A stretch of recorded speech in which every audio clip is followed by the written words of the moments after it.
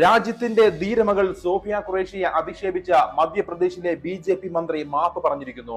10 തവണ മാപ്പ് പറയുവാനും തയ്യാറാണ് എന്ന് മന്ത്രി പറഞ്ഞു. മാപ്പ് പറച്ചിൽ സ്ഥിരം ജോലിയാക്കിയ നിങ്ങൾക്ക് മാപ്പ് പറയുന്നതൊക്കെ ഒരു പുത്തരിയല്ല എന്ന് ഞങ്ങൾക്കറിയാം. നിങ്ങളുടെയൊക്കെ മാപ്പ് പൊതുസമൂഹം പുച്ഛിച്ചു തള്ളും.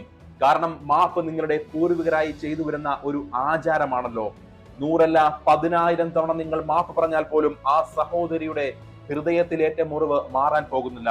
മുസ്ലിം പള്ളികൾക്ക് മുന്നിൽ അതിക്രമങ്ങൾ അഴിച്ചുവിട്ട് മുസ്ലിങ്ങളെ ആക്രമിച്ച് ജയ് ശ്രീറാം കൊലവിളികളുമായി നടക്കുന്നവന്റെ ഉള്ളിൽ നിന്നും ഇതല്ലാതെ മറ്റൊന്നും ജനം പ്രതീക്ഷിക്കുന്നില്ല. സോഫിയ ഖുറേഷി മുസ്ലിം ആണെന്ന ഒറ്റ കാരണം കൊണ്ടാണ് കുറുവടി കറക്കി നടക്കുന്ന സംഘത്തിന് സഹിക്കാൻ പറ്റാതെ പോയത് എന്നത് മാത്രമല്ല, അവനത് പരസ്യമായി വിളിച്ചു പറയുകയും ചെയ്യുന്നത് ഭരണഘടനയിൽ തൊട്ട് സത്യം ചെയ്ത MLA ആയി വിലസിക്കൊണ്ടാണ് എന്നതുകൂടി നാം കാണണം. സമകാലിക ഇന്ത്യയിൽ ഇതിലൊന്നും വലിയ അത്ഭുതം തോന്നേണ്ടതില്ല. ഇയാൾക്കെതിരെ കേസെടുക്കുവാനോ അന്വേഷണം നടത്തുവാനോ തയ്യാറാകുകയുമില്ല, മറിച്ച് പട്ടും വളയും അംഗീകാരങ്ങളും കൊടുക്കും.